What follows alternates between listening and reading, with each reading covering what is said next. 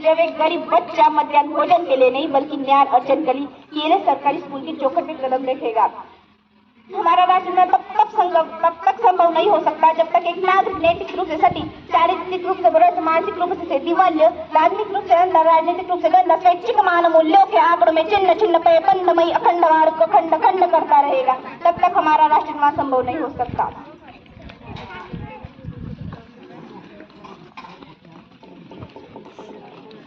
और मैं सैल्यूट करना चाहूंगी सरहद पर दिन रात हमारी सुरक्षा के लिए खड़े और उस जवान को, हमारी पुलिस प्रशासन और इस देश की किसान और इस देश के हर उस व्यक्ति को जो अपना काम पूरी ईमानदारी, पूरी मेहनत और पूरी लगन के साथ करते हैं, जिनके बिना राष्ट्र निर्माण की कल्पना करना भी असंभव सा लगता है।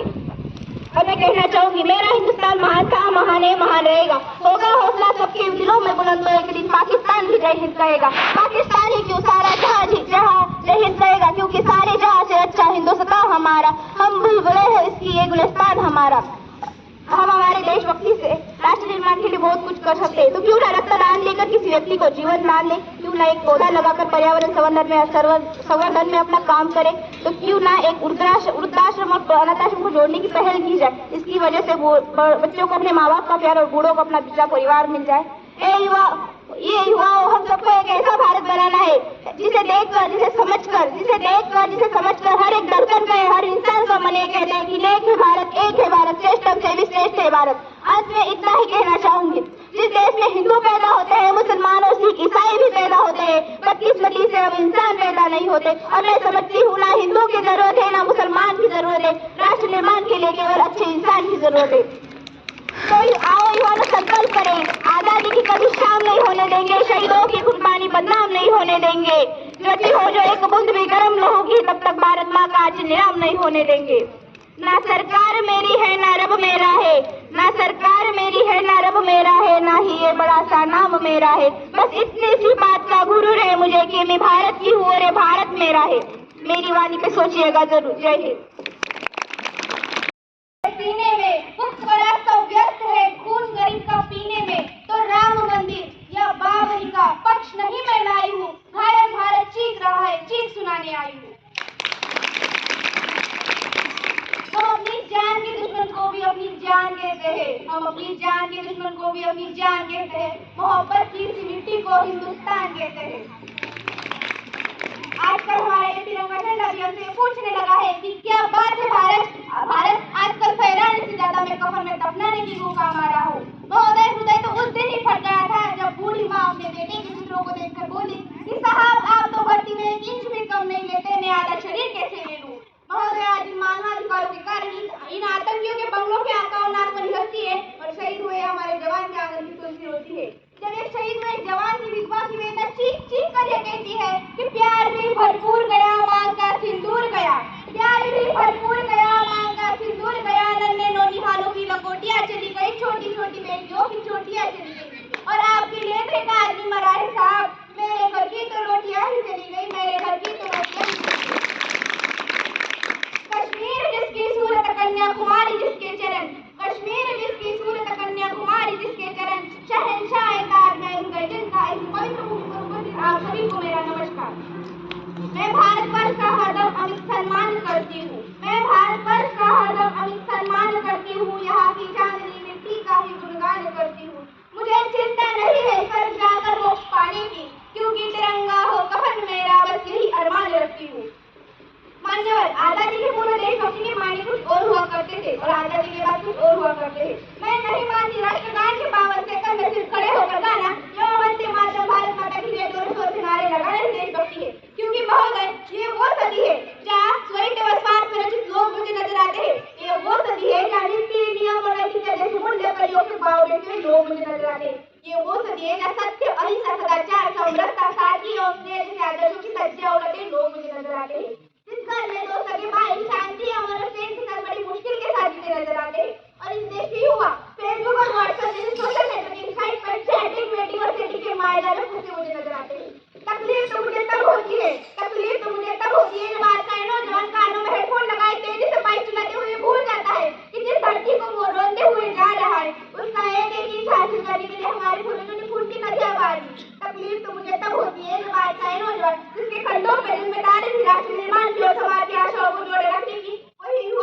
फौजी के में धुआं और शराब में भीगा हुआ नजर आता है।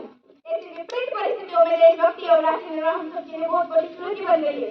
केवल सेना में भर्ती होकर भी सिपाही बनना देशभक्ति नहीं होता। आजादी के पहले बात कुछ और थी। तब झांसी की रानी से लेकर शहीद वीर भगत सिंह तक, स्वतंत्र सेनानी सावरकर से लेकर महात्मा गांधी तक इन्हें हम देशभक्ति कहते थे। तब वाले हालात तो पैदा हो जाने के बावजूद भी एक माँ अपने बेटे को सरहद पर दुश्मनों की धज्जियां उड़ाने के लिए भेज दिया करती थी और उसे पत्र लिखा कर भेजा करती थी कि माँ ने पत्र लिखा है बड़े ही चाव से, पुत्र मेरे ना घबरा जाना है, इंच भी पीछे ना हट जाना चाहे, इंच तक जाना चाहे, इंच तक जाना। अपनी देशभक्ति साबित कर रहा होता था। तब देश बलिदान मांगता था, तब देश मर जाने को मिट जाने को फांसी चढ़ जाने को कहता था। लेकिन आज देश बलिदान नहीं मांगता, देश मर जाने को नहीं कहता, मिट जाने को फांसी चढ़ जाने को नहीं कहता। बल्कि मेरे विचार में यदि कोई व्यक्ति अपना काम पूरी ईमानदारी पूरी मेहनत पूरी लगन के साथ करे ना, तो वही सबसे बड़ा देशभक्त है। मैं नहीं मानती फेसबुक और व्हाट्सएप की डीपी को 3 रंगों में रंगना ही देशभक्ति है। अरे यदि आप कहेंगे साल में 2 बार हाथ में तिरंगा ले लेना ही देशभक्ति है, तो मैं पूछना चाहूंगी, फुटपाथ पर रहने वाला बच्चा ट्रैफिक की छाव में नंगे पांव में जब तिरंगा बेच रहा होता है, तो कैसे आप उसकी देशभक्ति कहेंगे? जी नहीं, ये उसकी देशभक्ति नहीं बल्कि उसके पेट के मुंह की शक्ति है जो उसे ऐसा करने के लिए मजबूर करती है। क्योंकि ना मस्जिद जाते हैं ना शिवालयों को जानते हैं, ना मस्जिद जाते हैं ना शिवालयों को जानते हैं। जो पेट के भूखे होते हैं ना, वो बस भोजन की निवालों को जानते हैं, वो बस भोजन की निवालों को जानते हैं। मगर आज आजादी के बाद मायने कुछ बदल गए। आज मैं देशभक्ति के कहूँ तो किसे कहूँ? तो महोदय, जो लोग अपने समाज, परिवार और देश के प्रति समर्पित का भाव रखे तो वो है देशभक्ति। कर्तव्य पालन का भाव है देशभक्ति। धर्मलोकता को पछाड़ कर ईमानदारी से किया गया हर काम है देशभक्ति। एक बीमार बुजुर्ग को दवाई दी जाए तो वो है देशभक्ति। एक पत्रकार अपनी पत्रकारी पूरी ईमानदारी से करे तो वो है देशभक्ति। एक अध्यापक अपने छात्रों को पूरी ईमानदारी के साथ पढ़ाए तो वो है देशभक्ति। यहाँ तक कि राष्ट्र निर्माण का पहला सोपान है देशभक्ति। हर एक देशद्रोही के जीवन में आने वाला तूफान है देशभक्ति। तभी ये देशद्रोही समझ सकेंगे, अगर तू दरिंदा है तो ये शमशान तेरा है, अगर तू दरिंदा है तो ये शमशान तेरा है, अगर तू परिंदा है तो ये आसमान तेरा है। तुझे अगर भाईचारे से रहना है तो रहे इस जमीन पे, वरना कब्र भी है और यही कब्रिस्तान तेरा है। लेकिन एक देशद्रोही से ज्यादा देशभक्ति तो बात होती है जब एक बेटा अपने बूढ़े माँ बाप को राष्ट्र की चौखट पे छुड़ाता है। क्या रुचि हो देशभक्ति जब मुसीबत में फंसे लोगों की जान बचाने से ज्यादा हम सेल्फी लेकर अपने लाइक्स बढ़ाने में लगे रहते हैं। हम ना एक ऐसे समाज में जीते हैं, हम ना एक ऐसे समाज में जीते हैं जब लड़कों से बात करता है जो भाई हड़काते हैं वही भाई अपनी गर्लफ्रेंड के किस्से घर में हंस हंस के सुनाते हैं। हम ना एक ऐसे समाज में जीते हैं जब पत्थर की मूर्त को लगते हैं 56 लोग और भूखे नंगे तड़पते सो जाते हैं लोग। मेरे विचारों में जब तक इस देश का युवा अपनी सफलता के लिए मंदिरों में जा जाकर नारियल फोड़ कर भगवान को रिश्वत लगाते रहेगा, हमारे समाज का शिक्षित वर्ग ही बिल्ली के रास्ता काट जाने में खड़ा हो जाना, आदमी अपनी जाति को ऊंचा मानकर दूसरे धर्म की अवहेलना करता रहेगा, तब तक इस देश से अंधविश्वास खत्म नहीं हो सकता और हमारा राष्ट्र निर्माण संभव नहीं हो सकता। हमारी संस्कृति, हमारी सभ्यता को दुनिया ने शीश नवाया है तो क्यों आस्था के नाम पे हमने अंधविश्वास फैलाया है? मॉनिटर में सोने वाले लोगों अभी भी जाग जाओ, अभी भी वक्त है कि जाग जाओ। इससे पहले तुम्हारी नींद राष्ट्र को ले डूबे। भाषा के नाम पे लड़ने झगड़ने वाले लोगों अब अपनी राष्ट्रभाषा को जबका सिमोर बनाओ, राष्ट्र हित में अपना योगदान दो। क्योंकि महोदय, लड़ने झगड़ने से ऊंच नीच करने से हमारा राष्ट्र निर्माण नहीं हो सकता।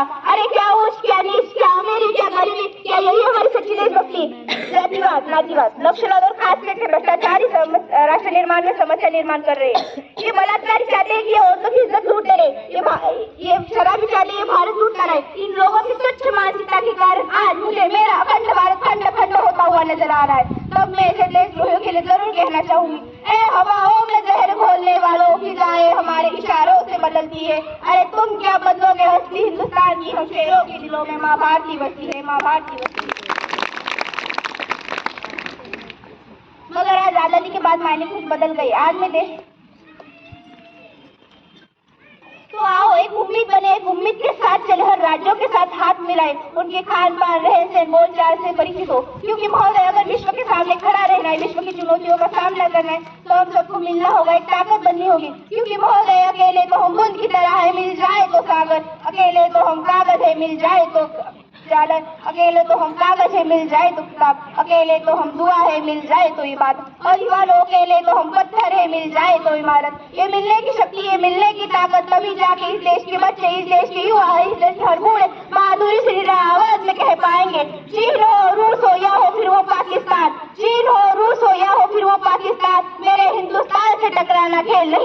मेरे हिंदुस्तान से टकराना खेल नहीं आसान।